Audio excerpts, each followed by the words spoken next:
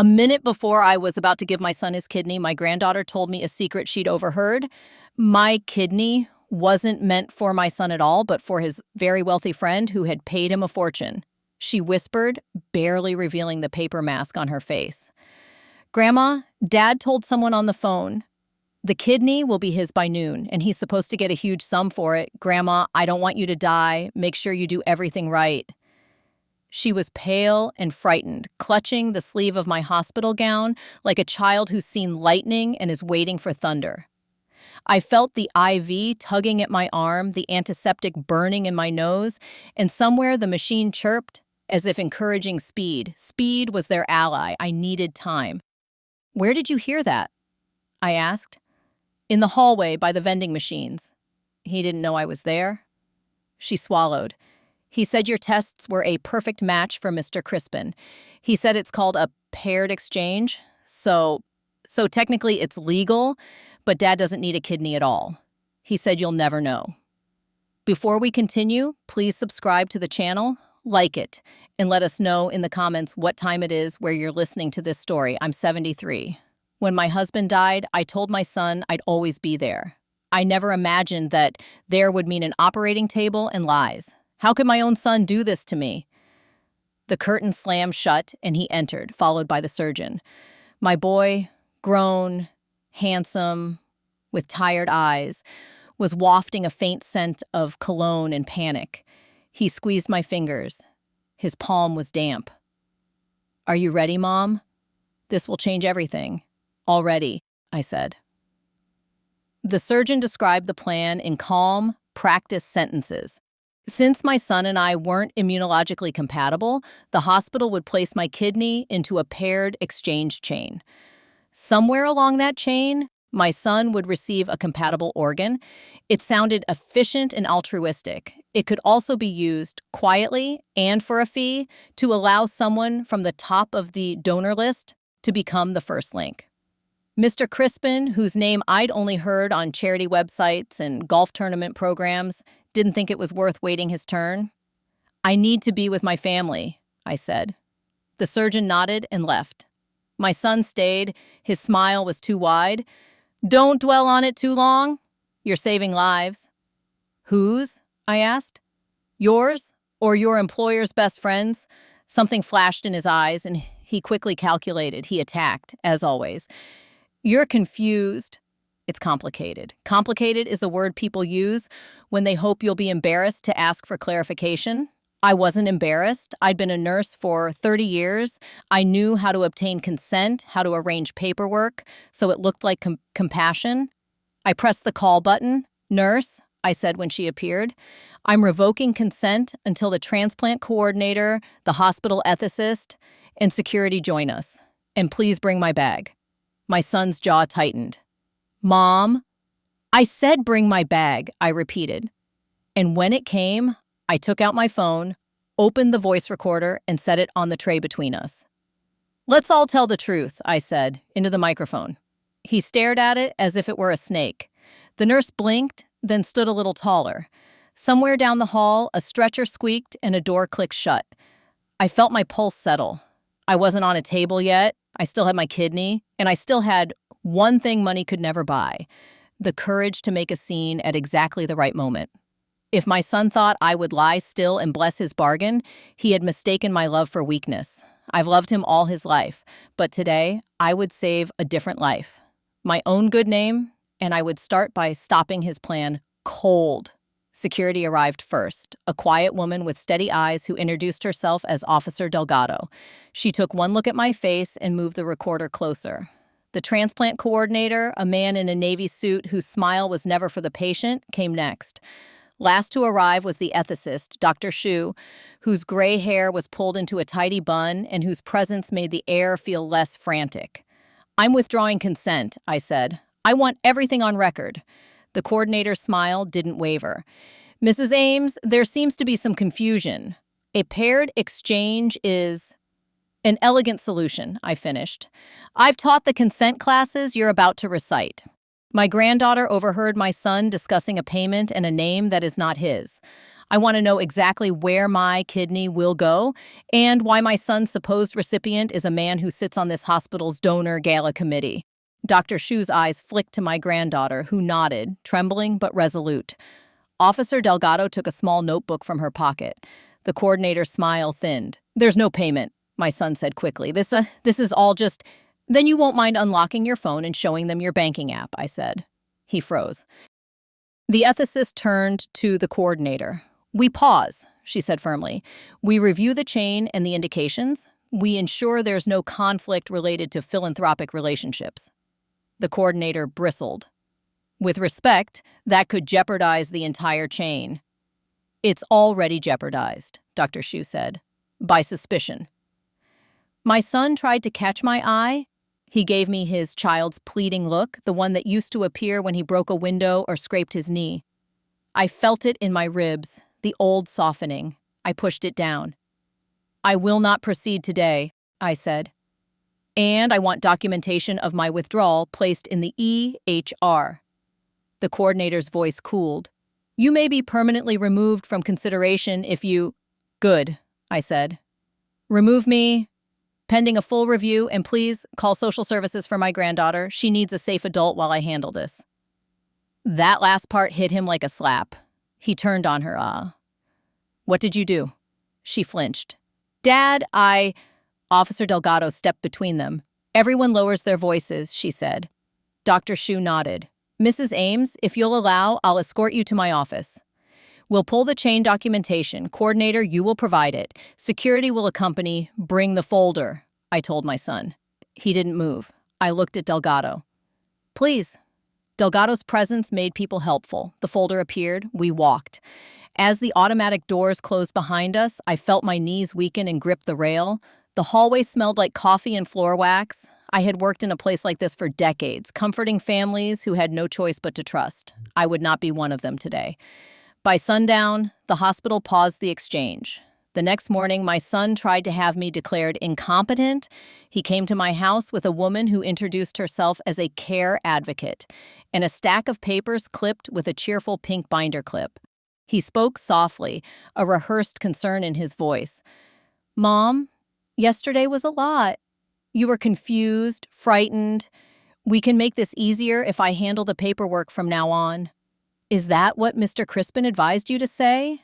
I asked. The advocate's smile faltered. "We're here to help you navigate." "You're here to gather signatures," I said. "There will be none today."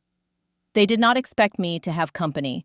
Two people sat at my kitchen table already. Rosa Morales, the old charge nurse from my unit, who now worked as a patient advocate, and Pastor Green, who had married my granddaughter's parents and baptized my son when he still believed in everything good. Rosa's presence was like iron under velvet. "We're documenting any requests," she said. "And Mrs. Ames has an attorney joining by phone." My son's face shut down. He'd always been handsome, but in that moment he looked like a stranger trying on his features. "You're making this adversarial, Mom." "You made it adversarial when you sold me," I said. The room went very quiet. "How much did he promise you?" He didn't answer. The advocate gathered her pink clip as if it were a shield. "We'll be in touch," she said. "Please don't," I replied, and Rosa escorted them out. The door clicked. The house exhaled. Pastor Green touched my hand. "You all right?" "No," I said, "but I'm ready." "Ready for what?" "War," I said, "and mercy." In that order, Rosa had done more in one afternoon than any administrator had in a week. She'd pulled public filings that showed a recent endowment from the Crispin Foundation earmarked for innovations in transplant efficiency. She'd found the coordinator's brother on the donor gala committee. She'd also discovered that my son had recently taken a position at a boutique investment firm whose single largest client was, no surprise, the Crispin Holding Company. "Follow the money," Rosa said. "It never lies." I called Dr. Shu. "Have you seen the endowment paperwork?" "I have now," she said. "It doesn't prove malfeasance, but it creates the appearance, and in ethics, an appearance erodes trust as surely as fact." "What happens next?" "We convene an ad hoc review," she said. "I will insist on an external observer." Good, I said. I'll bring a witness too. Who? My granddaughter, I said. She is the reason I'm alive and still in my right mind. You should see what you look like through the eyes of a child. Shu was silent for a long breath. Bring her, she said. We will protect her. I hung up and went to the small bedroom at the end of the hall where my granddaughter had fallen asleep with her shoes still on. She looked younger, without fear layered on her face. I thought of all the nights I had watched my son sleep when he was this age, his mouth open, his fists unclenched, and wondered where the line had been crossed between need and greed. When had love become leverage? How could my own son do this to me? The internal review was held in a conference room with a view of the parking garage. Fluorescent lights hummed like insects. On one side sat the coordinator and a hospital attorney whose tie was too bright for the job. On the other side, Dr. Shu, an outside ethicist from another hospital, and a nurse representative who had the steady hands and wary eyes of someone who'd watched too many shortcuts become tragedies. Rosa sat beside me, and my granddaughter sat between us with a notebook and a pen that had a tiny feather at the top. She had asked to take minutes. I let her. The coordinator began, voice smooth. In a paired exchange, it is common for donors to feel uncertainty. Mrs. Ames's concerns, while understandable, are unfounded. The proposed recipient does have connections to our institution, but no preferential treatment was given. The outside ethicist, a man named Coley with a soft voice, lifted a hand. Show us the chain. I knew my revenge was near. Tomorrow I would make him pay for everything.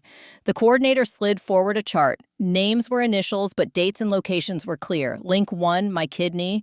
Link 2, a transfer to a hospital across town. Link 3, back to ours, where a recipient with the initials TC, the same initials as Crispin, waited. Why does the chain fold back here? Coley asked. The coordinator smiled. Efficiency. Convenience, Rosa muttered. The hospital attorney leaned forward. Let's be careful, Ms. Morales. My granddaughter raised her hand as if she were in school. If the chain is supposed to help lots of people, why does it start and end here? We build chains around compatibility, the coordinator said. Not around donors. But you did, she said and lifted her phone. Dad was on speaker when he walked by the vending machines. He said, by noon, the kidney's his. I recorded it because I didn't know what to do, and I thought, her voice wobbled, I thought maybe I'd need proof. She pressed play. My son's voice filled the room, bright with confidence and something uglier. By noon, it's his. Relax. She signs anything if you sound gentle. And make sure the transfer clears. The room's hum shifted, even the lights seemed to listen differently. Transfer of what? Coley asked. I don't know, my granddaughter said. But he said it like money. Dr. Shu looked at the attorney. We are pausing all related procedures. Coordinator, you are relieved from anything involving this chain, effective immediately. Legal, you will preserve every record. External review will continue with cooperation from UN-. She caught herself. From the allocation authority. Officer Delgado will take custody of the recording. The attorney's mouth opened and closed. On what grounds? On the grounds that the public's trust in organ allocation is as fragile as a baby's breath, Shu said and stood. Meeting adjourned. And it took less than an hour. It took my granddaughter less than 20 seconds to tip the balance. Walking out, she squeezed my hand. Was that okay? It was brave, I said. And it was enough. If this were only a hospital story, it would end there, but prisons of paper do not build themselves overnight, and men like Crispin do not answer their phones when their names appear in meeting minutes. They call other men. They push through side doors. They corner sons. My son called that night, voice thick. You ruined everything. Everything? I asked. Do you know what they're saying about me at work? Do you know what happens when you cross a man like him? Is that fear in your voice? I asked quietly. Good. Let it teach you. He breathed in sharply. You think you're holy because you baked casseroles and took temperatures. You don't know how the world works now. I know exactly how it works, I said.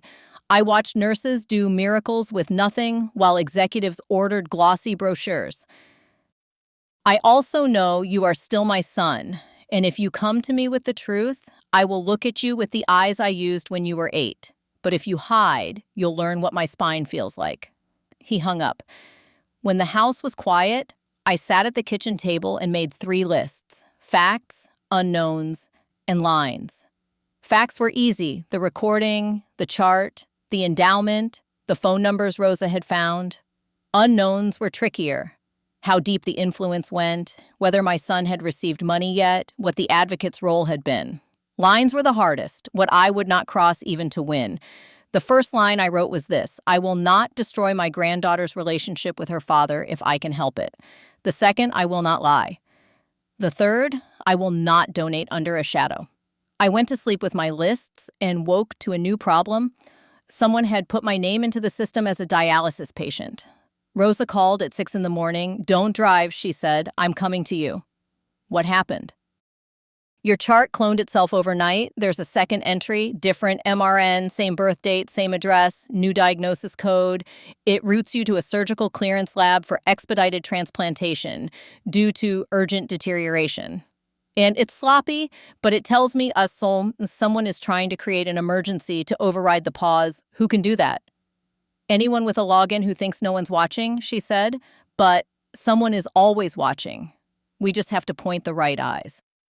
We went to the police, not to the detective they assigned to financial crimes involving elders, who thought the word paired meant romantic, but to a woman in a gray suit who headed a small unit that handled hospital fraud. She listened. She didn't rush us. She asked for names and dates and phone numbers. "What do you want?" she finally asked me. "I want my body to be mine," I said. "And I want anyone who tried to sell what God gave me to answer for it." "Will you wear a wire?" she asked. I looked at Rosa. Rosa looked at me. "I'm 73, I said, "but I still have shirts with buttons." "Then we'll sew," Rosa said. They called it a settlement conversation, as if we were haggling over a fence line. It was held in a conference room on the 25th floor of an office building with a lobby filled with stone and silence. Present: my son, the advocate, a partner from the boutique firm, and a man whose cufflinks cost more than my first car. Crispin did not attend. He sent his money's shadow. "I'm here as a mother," I said. "And as a donor who withdrew consent. There will be no more pressure. There will be no more calls to my home. You will retract any false entries in my medical record, and you will self-report to the allocation authority. If you do, I will not hold a press conference on the hospital steps with my granddaughter reading her notes." The partner smiled without warmth. That would be unfortunate for all parties. "It would be accurate," I said. "Accuracy has stubborn protection in this country." He spread his hands. "Tell us what you want, Mrs. Ames." "Transparency," I said. "Accountability. And a choice." "What choice?" "I may still donate," I said, and my son's head snapped up. "But if I do, it will be to a person I will never meet. It will be in a chain overseen by an external program with zero ties to your donors or your board. I will sign nothing until the external program writes to me, in plain language, where my kidney will go and why. If you cooperate, I hold my tongue until their report is complete. If you do not, I speak silence." I could hear the wire in my bra ticking like a timid heart. The advocate leaned forward. "Mrs. Ames, a public scandal helps no one, especially your granddaughter." "On the contrary," I said, "it teaches her that truth has weight." My son spoke for the first time, his voice low. "What do you gain from this?" "Dignity," I said, "and the chance to love you without mistaking it for permission." The partner's phone vibrated. He glanced at it and went slightly still. "You'll get your transparency," he said. "We'll have our counsel notify the hospital." "What changed?" I asked. "Your nurse friend," he said. "She sent an email." To everyone, Rosa in the lobby waved at me through the glass. The email was simple: screenshots of the duplicated chart entry, a red circle around the code that lied about my kidneys, the chain diagram with its loop, and 3 lines. "This is Mrs. Ames. This is wrong. Fix it before the public fixes it for you." It went viral inside the hospital before anyone outside knew it existed. Nurses talk, residents talk, the scrub techs talk to everyone. By night, Dr. Shu called. "They're severing ties with the coordinator. The foundation has asked for an audit of its grants. The external authority wants to send an observer for anything even adjacent to this chain."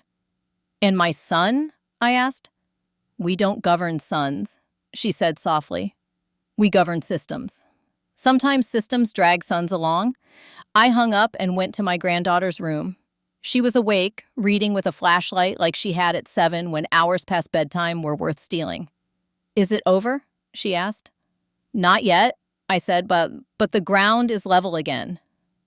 She put down the book. "Can I ask something?" "Anything."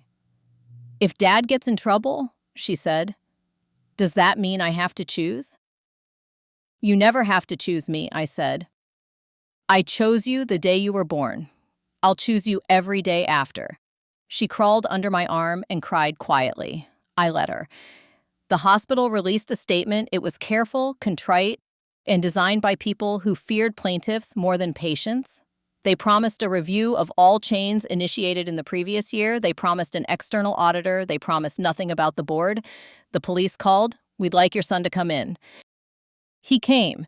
He told the truth in fragments, which is how most men who regret what they've done manage it.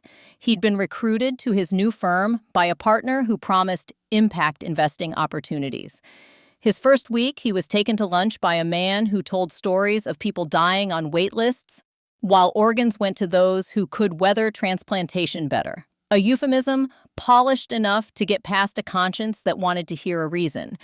When paired exchange came up, the man called it a win-win that ensures the greatest good goes to those who can benefit everyone else. And then he slid over a napkin with a number written on it that my son walked around with in his pocket like a talisman. "How much?" the detective asked. My son told her it was enough to pay off his credit cards and 3 months' rent on an apartment he could never really afford. It was not enough to sell a mother, but men have sold mothers for less when the arithmetic includes shame. They charge the advocate with falsifying medical records and the partner with conspiracy to commit fraud. They did not charge my son, not then. They offered him a deal to testify. He took it. It spared him from prison. It did not spare him from facing me. He came to my house that night with eyes that looked like they had known daylight for the first time in months. "I told them everything," he said. "I know," I said. "I listened through the wall." He tried to smile. It failed. "I'm sorry," he said, and the words were so small they could have been birds. "For what?" I asked. "Say it in a sentence a child can understand." "For nearly selling your kidney," he said, and put his head in his hands.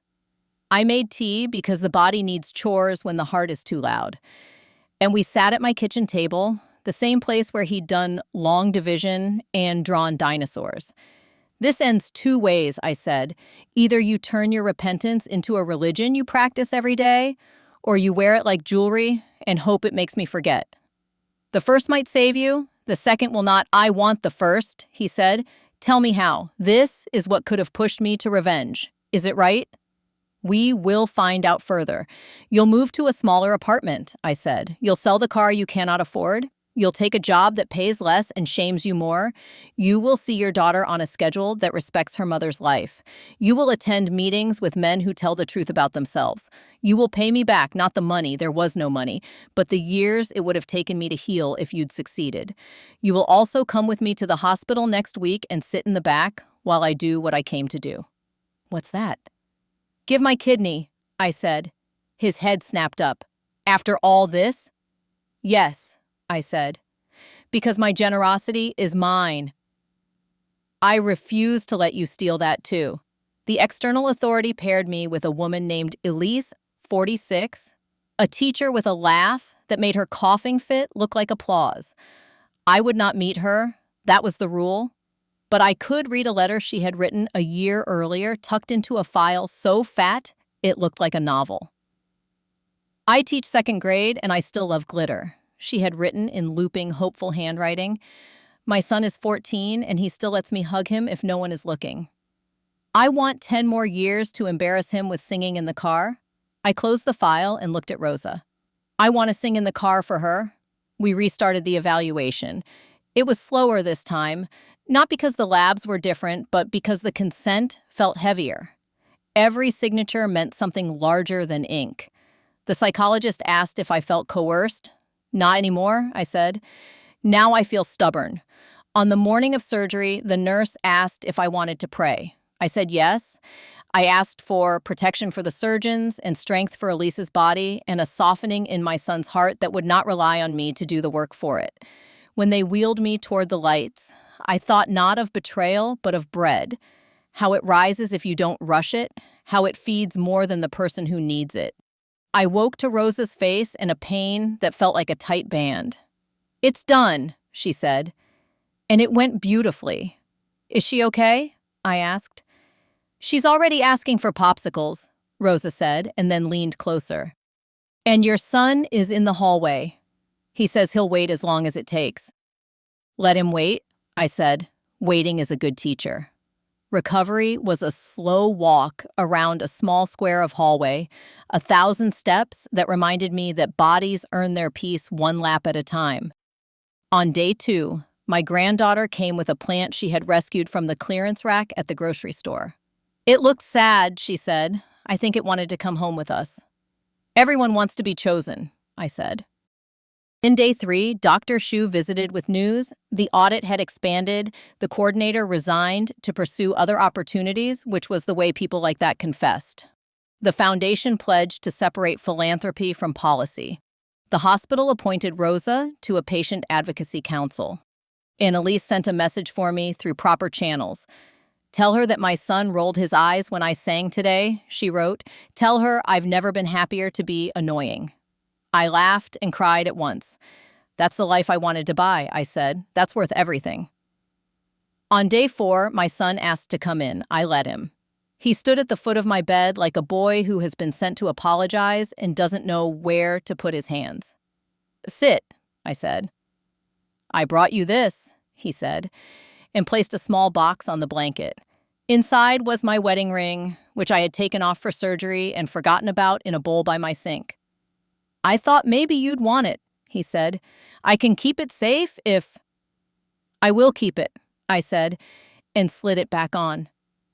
"What else?" he swallowed. "I started at the warehouse," he said. "Night shift, it's honest, it's loud. I am tired and I can't pretend to be important." "Good," I said. "Tired men tell fewer lies." He nodded. "I also talked to—" He stopped. "To someone who helps people stop doing things that make them hate themselves." "Keep talking," I said. "You do that for a year, and then we'll talk about the next year." "Do you forgive me?" he asked suddenly, his voice breaking in the middle like a branch. "Forgiveness is not a switch. It's a door you open each morning, and sometimes it sticks." "I forgive you for yesterday," I said. "Tomorrow I'll let you in and see how the room looks." He nodded, eyes wet, and set his head on the blanket by my knee like he had when he was small and the world was too bright. Spring turned to summer. I planted herbs with my granddaughter and burned one loaf of bread and made another that rose like a promise.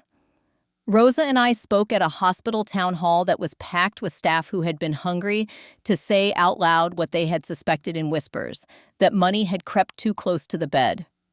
Dr. Shu invited me to join a citizen advisory panel for the external authority. And I said yes, not because I was expert, but because I knew what fear sounded like in a hallway, and I wanted to be the kind of woman who made it quieter. One afternoon in July, a letter arrived with no return address.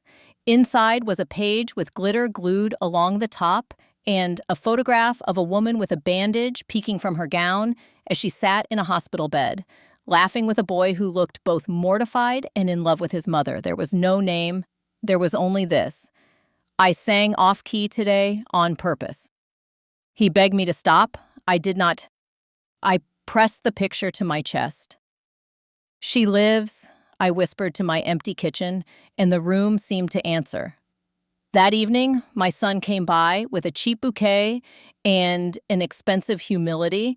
He sat at the table while my granddaughter watered her clearance plant and and told him about roots that grow stronger when you move them to a smaller pot for a while. He listened, he did not interrupt. When she left the room, he looked at me. I made a list, he said. Facts, unknowns, lines. I smiled despite myself. What's your first line? I will not ask you to carry my shame for me, he said. That's a good one, I said. Keep it near. He stood to go and hesitated. Mom? Yes? Thank you for not letting me turn you into a story I told later to make myself look kind. That would have been the worst ending, I said. I prefer this one. He nodded, wiped his eyes with his sleeve, and left quietly. Oh, justice is rarely a gavel. Sometimes it is a series of inconveniences inflicted upon the powerful until they prefer honesty to hassle. The partner resigned from his firm. Under investigation, the advocate took a plea. The hospital rewrote policies with the kind of language that draws blood if you try to slip around it. The foundation funded a scholarship for nurses who became patient advocates and named it after someone who had written one email at the right time. And me? I went back to baking bread, to knitting seams that do not show, to the small, holy chores of a life that no longer pinched. On Sunday mornings, I sit in the third pew and sing loud enough that the boy 2 rows up covers his ears and grins. Sometimes, when the light hits right, I can almost see the line between losing and keeping. It runs through a hospital hallway at noon, and under a kitchen table at dusk, and through a room where a woman with glitter on her letter laughs, and a boy pretends to mind. If you are waiting for a single grand victory, you will miss the ones that happen like rain, steady, quiet, and enough to make the ground soft for whatever comes next. I did not win because I punished my son. I won because I refused to surrender the part of me that would have made surrender easy. I won because a girl with a feather pen pressed record when it mattered. I won because a nurse wrote 3 lines and hit send. I won because my kidney belongs to a woman who sings.